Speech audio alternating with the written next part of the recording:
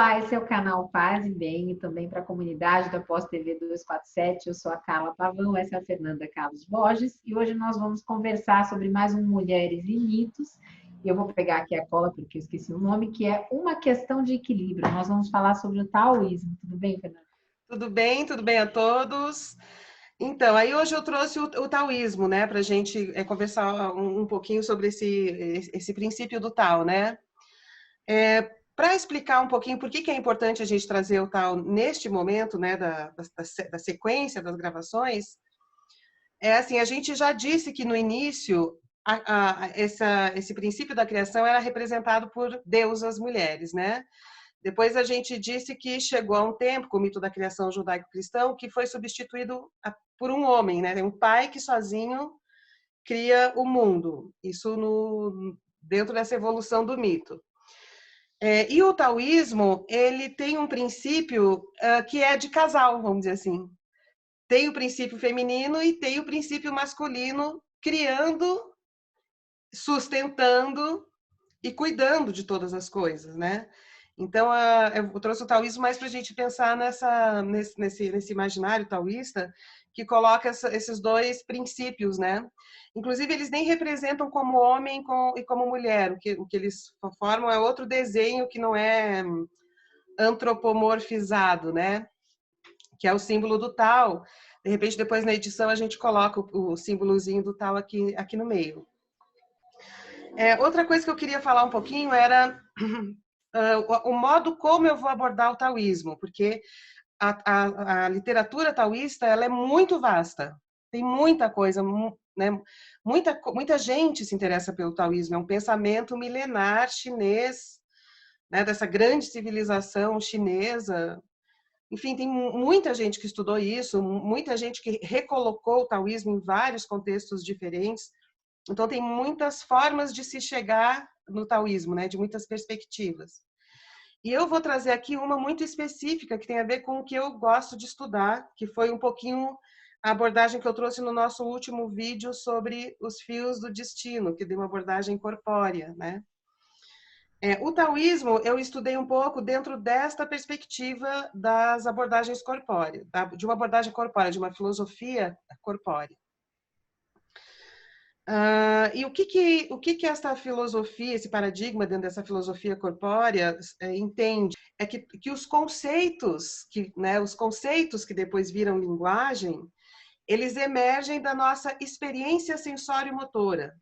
É porque a gente tem esse corpo como a gente tem, de um esqueleto bípede, instável, né, envolvido por essa musculatura complexa, é porque a gente tem o olho na frente, é porque a gente tem essas mãos soltas, é porque a gente tem esse corpo que a gente pensa as coisas a partir dessas referências que o corpo dá, certo? Então os conceitos eles são metáforas da experiência sensório-motora, tá? Referências para vocês lerem, eu vou dar 3 referências para vocês. Uma referência que são uns caras contemporâneos, vivos ainda hoje. Eu estou dando eles porque a gente gosta dos autores estrangeiros, mas depois eu vou dar um brasileiro que não tem tanta notoriedade assim, estatuto internacional, mas que fazia praticamente a mesma coisa a partir do mesmo princípio. Enfim, esses Lakoff e Johnson, né, são 2 caras que são um linguista e um filósofo que escreveram vários livros, mas um deles chama A Filosofia na Carne, o Philosophy in the Flesh, que eles fundamentam isso, né, a emergência, os conceitos como metáforas sensório-motoras. A gente vê nas raízes das palavras conexões com o movimento do corpo. É muito interessante isso. Tá. Então tem esses caras, que são esses americanos, aí aí isso no campo da filosofia, né? Esses caras. Aí na área da sociologia, quem também estava muito ligado nisso era o Pierre Bourdieu, que é o etnólogo francês, super conhecido, né? Mas ele também tinha esse trabalho de trazer a linguagem falada, escrita, essa linguagem cígnica, para o corpo, para o que o corpo está fazendo, o que essa fala diz do que os corpos estão fazendo, como que eles estão se movendo, como que eles estão se compondo uns com os outros, né? Só que ele não tinha o conhecimento suficiente de biologia, de corpo e tal para fundamentar, mas ele falava isso claramente, né? O mito tem que reencontrar o rito, ou seja, a narrativa tem que reencontrar o corpo. Então, ele hoje é colocado por alguns pesquisadores desta área da filosofia e da sociologia corpórea como um dos precursores desse jeito de olhar as coisas. E aqui no Brasil, muito antes desses americanos, o Gaiarsa, que eu já falei no outro vídeo, que não era um médico, mas não era um acadêmico, ficou muito mais conhecido por toda a polêmica que ele criava em torno da família, da revolução sexual e tal, e pouquíssimo por essas pesquisas que ele fez sobre isso, né? Sobre como que a linguagem ou os conceitos são metáforas da nossa experiência sensório-motora. Mas não tem esse estatuto, nunca teve esse estatuto acadêmico, né? Embora ele estivesse fazendo isso desde os anos 70. Desde os anos 70 ele estava trabalhando isso, os conceitos como metáforas sensório-motoras. Tá.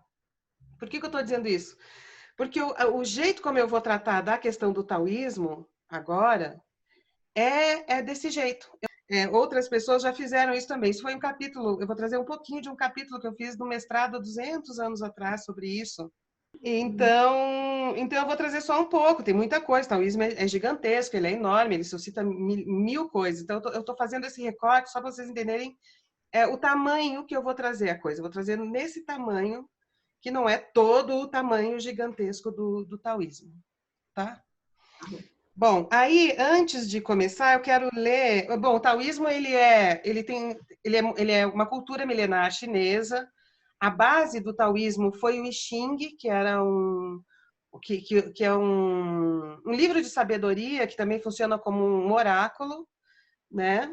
Os textos antes eram separados, depois juntaram, enfim, tem todo um trabalho sobre o I Ching, mas o pensamento taoísta original está nessas anotações, nesses textos do I Ching. O Jung se interessou muito pelo I Ching, ele estudou o I Ching, inclusive no Brasil o I Ching mais conhecido, acho que inclusive o mais comprado, é um que tem justamente um prefácio do I Ching, do Jung. Tá.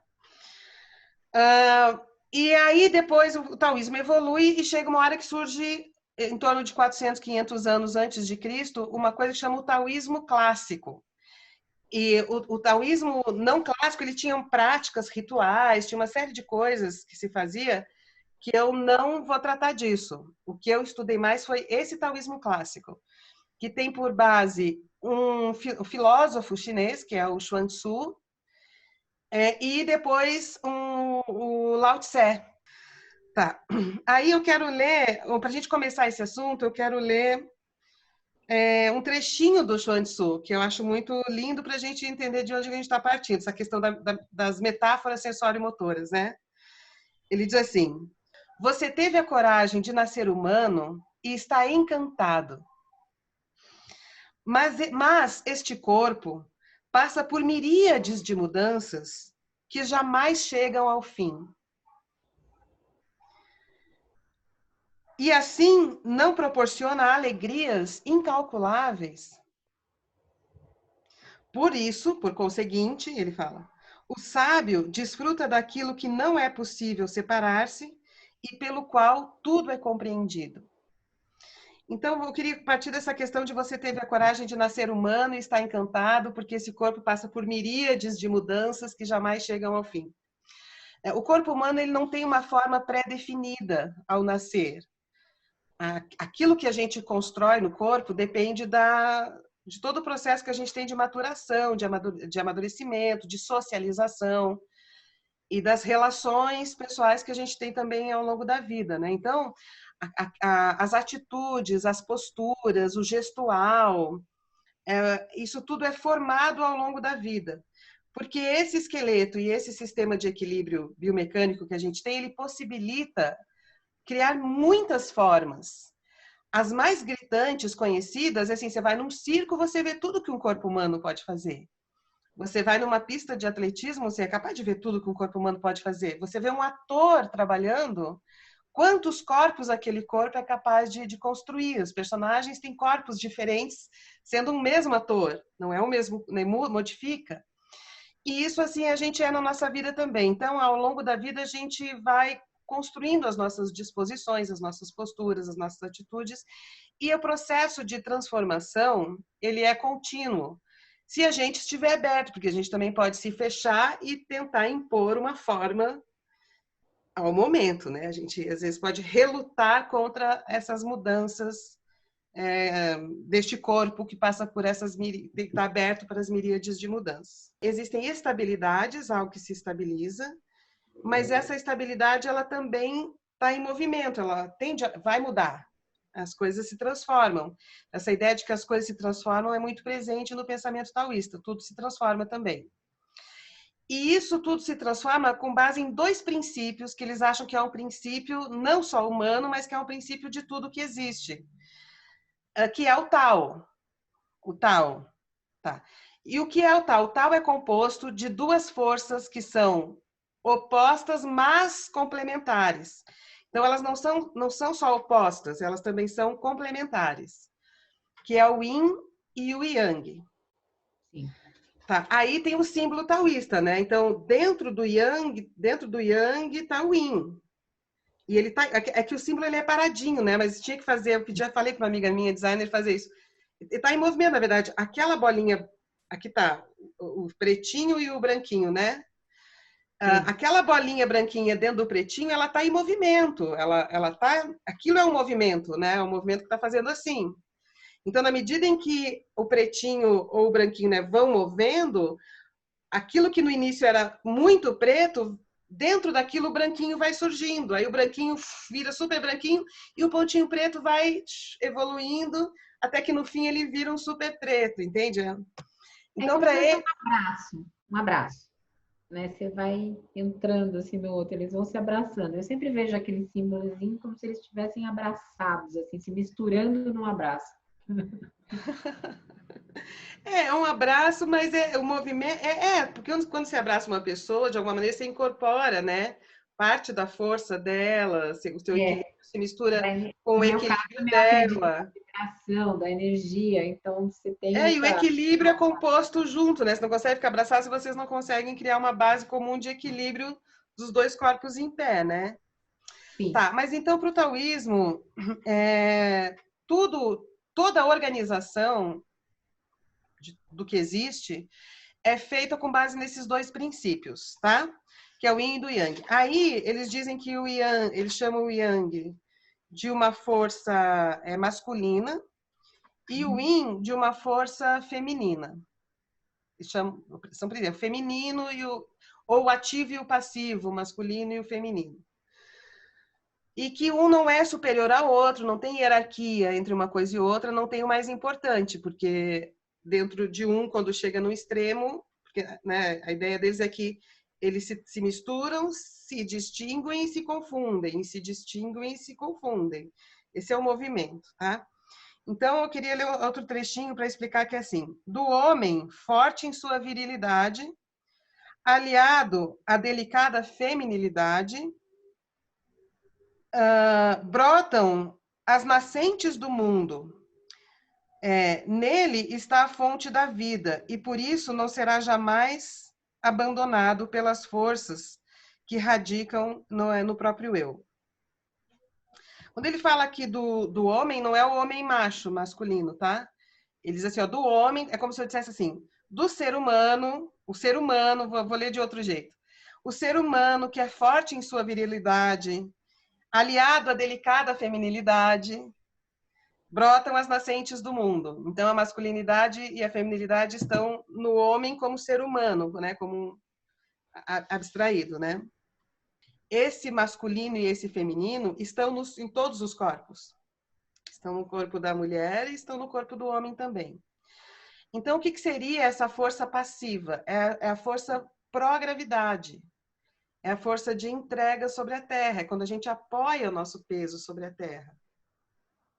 É como se o céu fosse o Yang e a Terra fosse a energia Yin. Isso. A entrega para a Terra é a energia Yin. Você se entrega para a gravidade, você está no colo da Terra, você se entregou, por isso é passivo. Porque você tem que se entregar para a gravidade, não tem, né? Mas quando a gente fica em pé e se move, a gente também faz isso com forças antigravitacionais na direção do céu. Sim. As forças antigravitacionais são na direção do céu.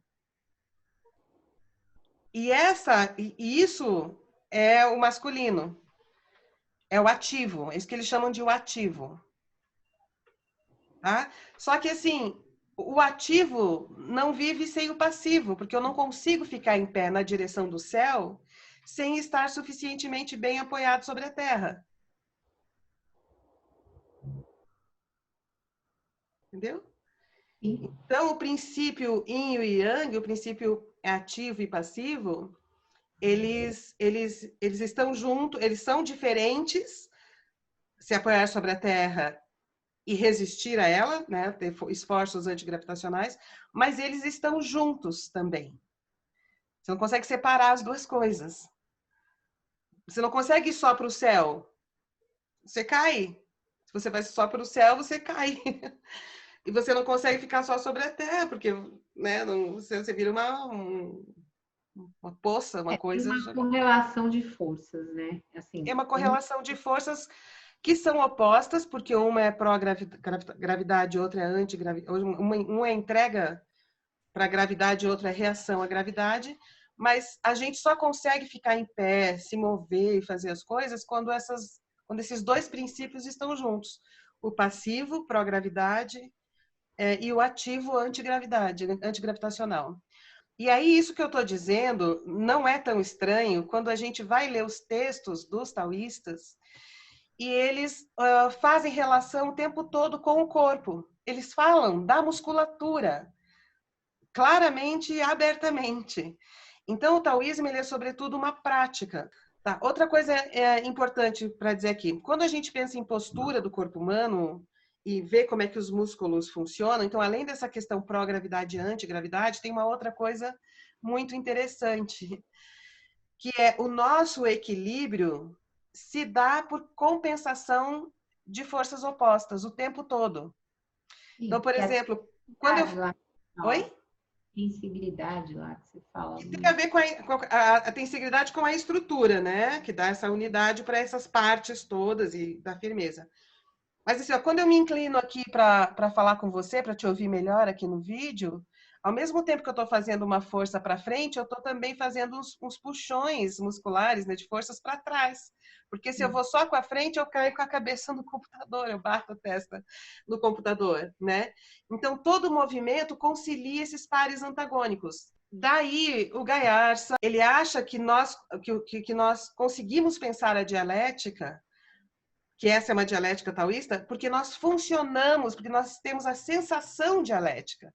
Porque o nosso corpo experimenta esses antagonismos, me inclino e me puxo para trás ao mesmo tempo, que a gente conseguiu abstrair a dialética como conceito. E o próprio Marx não falava de corpo sensório e motor, mas ele dizia: a gente cria conceitos a partir da nossa experiência de sermos um corpo entre outros corpos no mundo.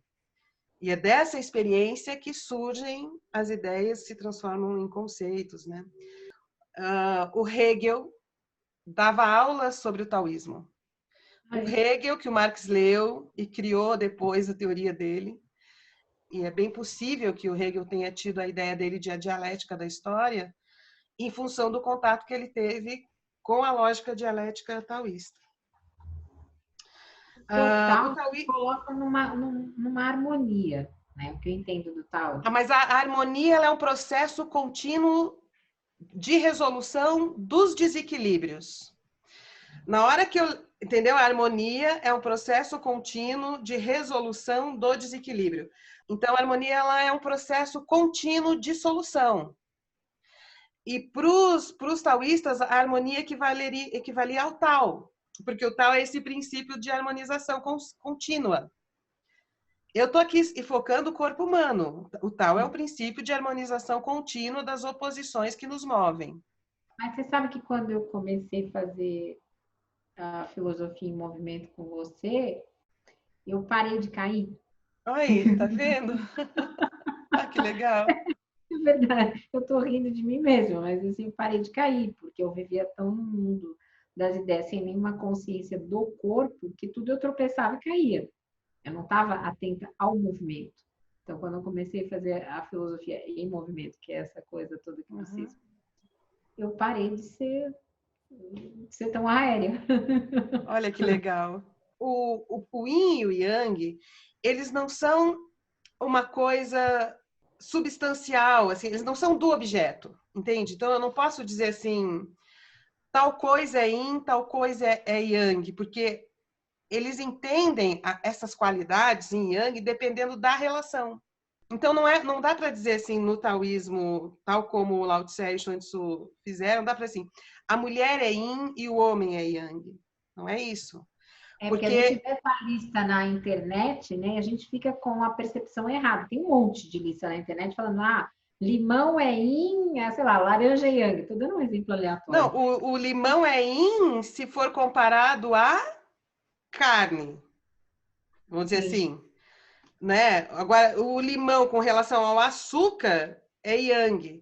Então, essas qualidades do yang depende da composição, depende do que está na relação. Então, também isso é muito interessante no taoísmo, porque volta de novo para aquilo que a gente falou no vídeo das tecelãs, que o treinamento taoísta você tem que olhar para a situação, para a composição da situação, para entender posição. quais são as forças ativas, quais são as forças passivas, como é que tende, dentro dessa composição entre o passivo e ativo, para onde que tende o movimento, para onde tende o movimento. Então, o I Ching é isso. Ele, quando você joga no I Ching, né, quando quem usa ele como oráculo, você Uhum. joga o I Ching, ele vai dizer, olha, a composição é essa, das forças. Nesta composição está prevalecendo o Yin, ou Yang, X. E, por causa dessa composição, o movimento tende para tal direção. Então, bom, aí a gente também pode entender o Tao como uma metáfora da experiência que nós temos do centro de gravidade do corpo. Porque para onde convergem todas as forças que se compõem em harmonia é o centro de gravidade do corpo. E o centro de gravidade, o tal, ele não está em nenhum lugar. Ele não é o braço, ele não é o nariz, ele não é a perna, ele não é o pé, ele não é a orelha, ele não é nada. Ele é algo que se desloca na medida em que a gente move, harmonizando o movimento. Não é uma coisa, ele não pode ser dito, ele não pode ser localizado. Eu posso saber naquele momento qual é o centro, mas aí então fica parado, não se mexe mais, porque assim que entra em movimento, esse centro do equilíbrio se modifica, né? Deixa eu ver, eu quero ver o que eu estou procurando quando ele fala da questão dos músculos. Para não acharem que eu estou louca, eu quero dizer, os taoístas falam do músculo, né? Tá bom, enquanto você faz isso aí, deixa eu lembrar o pessoal. Então, gente, lembrando que a Fernanda tem um canal que é o Filosofia em Movimento. Se vocês puderem, vão lá, se inscrevam, curtam e compartilhem lá. Ela tem outros trabalhos que ela desenvolve nesse conceito de corpo, de filosofia, de movimento, que são bem legais. Então, Isso, obrigada por lembrar. Visitem o canal Filosofia em Movimento. A gente está postando, não só eu e outras pessoas, a gente tem um grupo, né? Esse grupo de Filosofia em Movimento. A gente está produzindo uns vídeos para o canal. Tá. tem alguns que se chamam barracos filosóficos, e é bem legal. E o Barraco Filosófico está na Rádio Madalena também. Tá, bom. Olha só, então achei do Lin Yutang, que é um outro mestre taoísta. Ele diz assim, então por isso que eu estou trazendo esse cara, porque o taoísmo é uma prática, né? Ele não é um discurso para persuadir ninguém. O taoísmo não quer te convencer sobre uma certa narrativa da realidade, ele quer te treinar para que a gente consiga perceber esses movimentos do Tao, que é mais um treino de percepção e de compreensão do que um texto para convencer alguém de alguma coisa, né? Então aí esse mestre taoísta diz assim: olha só, nos momentos de silêncio, os músculos se descontraem, os sentidos se tornam mais apurados. Sentidos é conexão com o que está em volta.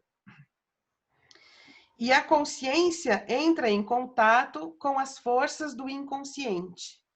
Consciência aqui no sentido de um eu que delibera, que fica o tempo todo decidindo, e uma outra coisa que é um movimento espontâneo que vai acontecendo, como eu falei, né? Sendo tecido no nosso corpo e nas nossas relações. Olha, outra dessa que volta para o músculo. Tenro e flexível, esse é o Lao Tse, um dos fundadores do taoísmo clássico. Tenro e flexível é o homem quando nasce, duro e rígido quando morre. Tenras e flexíveis são as plantas quando começam, duras e rígidas quando terminam. Rígido e duro, o que sucumbe à morte. Tenro e plasmático, o que é repleto de vida. Tá, bom, mas aí daria mais um enorme assunto, mas eles têm um princípio que é o da não ação. E que eles falam que é uma ação que é quando a gente age de uma maneira não deliberada, porque a gente então pressupõe um saber anterior, e aí delibera e faz a coisa, né? Eles acham que não é esse o caminho da sabedoria. Mas quando você consegue ir se compondo dentro desse processo de reequilíbrio constante, conduzido pela lógica do Tao, pela sabedoria do Tao.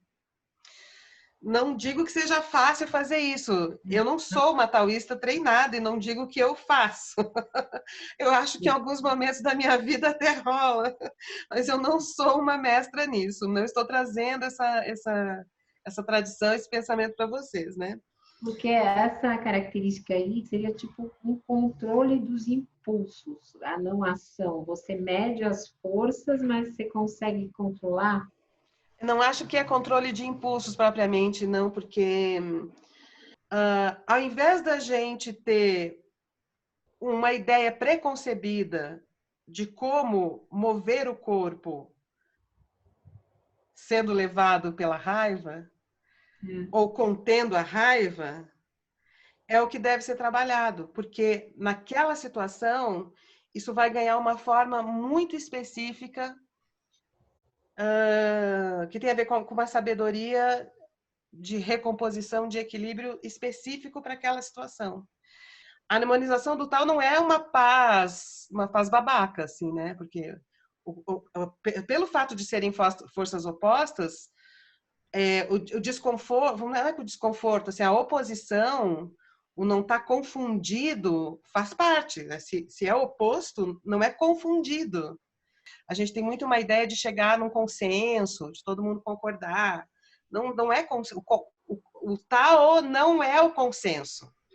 O tal, às vezes, ele pode se dar no dissenso, na compreensão clara da diferença que se estabelece naquele momento da composição do movimento. Tá, então o Chuan Tzu, ele diz assim, quando a gente experimenta essa não ação, ele fala assim, a não ação é o que derrete o gelo. É isso que capacita a desaprender do modo que possa ser conduzido pelo tal, ser um filho do tal. Então, de modo que te capacite a desaprender. Então, não é uma série de etiquetas, não é saber, ó, dado isso, eu faço isso, não é nada dessa coisa prévia. Tem muito mais a ver com aprendizagem. Você tem que ter um movimento naquele momento que é específico daquilo, não tem um manual. Não tem... Isso, e é um aprendizado contínuo que nem sempre passa pela tradução verbal. Eles não estão muito preocupados no que você é capaz de falar sobre o tal. Muito pelo contrário, eles acham que quando o tal é falado, ele já não é tal. Ele é uma experiência não verbal. A palavra está na superfície. Você sabe que, sem falar específico de tal, mas uma coisa que me chocou foi uma vez quando me contaram, não sei se estava no livro do Gás, estava no livro do Gás, que os esquimós, quando eles conhecem alguém, eles ficam 3 dias sentados do lado da pessoa sem dizer nada, observando o movimento. Eu seria incapaz, eu já digo isso, seria incapaz porque eu falo muito, entendeu? Mas eu fiquei chocada, eu falei, nossa, imagina conhecer uma pessoa sem... Mas por outro lado, deve ser uma experiência única. Então, você não foi nesses dias, mas eu já fiz no nosso grupo de movimento, de filosofia e movimento, já fiz mais de uma vez, várias vezes eu comecei a introduzir isso no grupo, de a gente ficar, começamos com meia hora sem falar nada, interagindo sem falar, passamos para 40 minutos, 1 hora. Acontecem muitas coisas, muitas coisas. Como a gente é um grupo de filosofia, a gente fala muito, né? A gente gosta de falar, a gente gosta de palavra, a gente gosta. Então, desses encontros presenciais, eu estou tentando levar esses momentos sem palavras, para ver o que acontece. Aí o Lao Tse, ele diz assim, olha, também sobre isso, sobre a não ação, né? Quem vive na plenitude do seu ser, vive como uma criança recém-nascida. Flexíveis são os seus ossos. Tenros são os seus músculos. Mas ela prende com firmeza o que segura. Então, eles fazem essa relação com a biomecânica, com os músculos, com o movimento, com a postura, é direto, é direto. Então, nem sequer é uma invenção muito extraordinária a gente trazer de novo para o sistema sensório-motor, porque eles mesmos fazem isso. Claro que eles não dão as explicações com base na ciência moderna, da anatômica, que nós herdamos, né? Eles fazem dentro de um outro sistema de linguagem, mas eles fazem essa relação o tempo todo. E com a respiração? A respiração também, porque a respiração participa do equilíbrio e do desequilíbrio. Quando você respira, você balança o corpo. E esse balanço é um desequilíbrio que deve ser continuamente compensado. É porque nós estamos falando em época de pandemia, quando se fala tanto da questão respiratória, então, de repente, essa pode ser uma ferramenta também para buscar harmonia, né? Para quem não está. Isso, mas quando eles falam, mas olha, a respiração é muito interessante, porque boa parte da respiração é involuntária. A gente não fica pensando a cada segundo, respira, respira, agora respira, agora respira. Não, né? A respiração vai acontecendo e a gente nem percebe. Então, boa parte dela é automática mesmo, porque ela é uma função assim, poucos segundos já era para o teu cérebro, né? A gente precisa respirar. E por isso ela é automática. Mas boa parte da musculatura envolvida na respiração é uma musculatura que ela é treinável, ela é sujeita a treino. Por quê? Porque ela participa dos dispositivos da postura, dos processos da postura.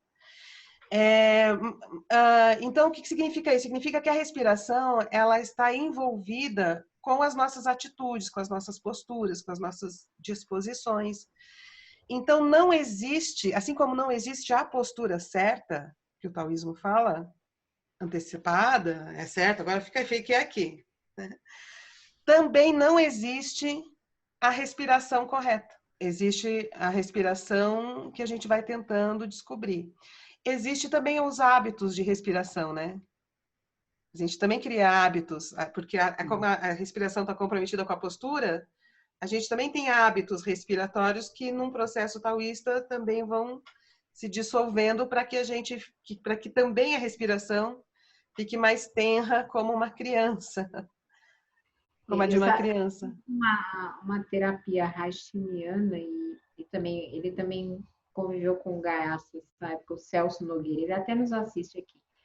E ele me ensinou uma coisa que facilitou muito para o sono e para meus momentos de ansiedade, porque eu sou ansiosa, de primeiro sempre expirar, soltar todo o ar do pulmão para depois respirar para poder dar aquela acalmada. E eu faço esses exercícios até na hora de dormir. Às vezes, quando eu não consigo pegar no sono, eu vou fazendo até conseguir acalmar.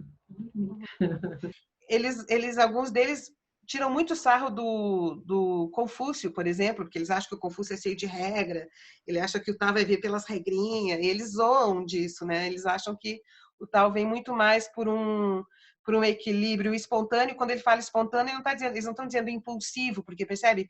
Esse processo composicional é sutil, é delicado, é uma super inteligência. Lao Tse também. Às vezes ele está nos livros como Lao Tse, às vezes como Lao Tzu.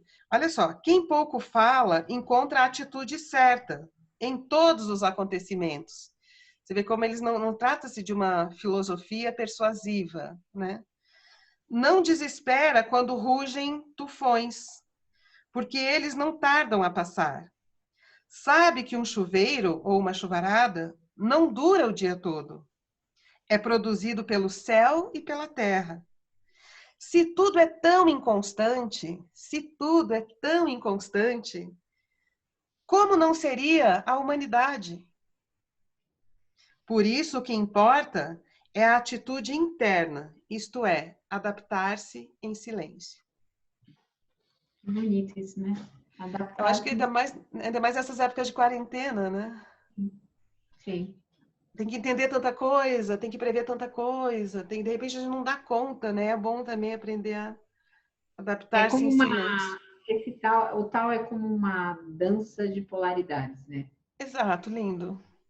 Uhum. Gostei da dança. Ah, e outra coisa, essas polaridades não são fixas, elas podem ser múltiplas. Então, não é o yin e o yang é só um símbolo.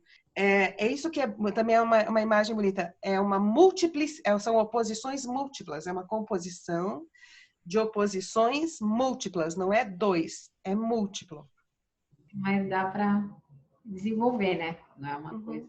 é uma coisa difícil, claro, você ter todo esse jogo, saber como funciona, mas é possível, tanto é que o taoísmo está aí e é milenar, né? Não morreu. Não, você pega livros sobre ecologia hoje, sabe? O biólogo, o ecólogo, o ultra pesquisador naquele centro maravilhoso lá não sei da onde, que estão fazendo pesquisa incrível, você vai ver o capítulo. Aí você, Domênico de base. não, aí você vai ver, abre o capítulo do livro, tá lá, embaixo do título, uma citação taoísta. O taoísmo está sendo o tempo todo recuperado nas mais diversas partes do mundo, nas mais diversas áreas. Biologia, ecologia, aí você pegou o Domênico De Masi sobre a questão do trabalho. Você imagina, então, a potência do taoísmo, né? Como Legal, metáfora de vida, né? legal. Então, gente, esse foi o Mulheres e Mitos no canal Paz e Bem, mas lembrando do canal Filosofia em Movimento, curtam e compartilhem aí o nosso trabalho. Se vocês não estiverem inscritos nos canais, se inscrevam. Um beijo. Um beijo e obrigada, gente. Até o próximo.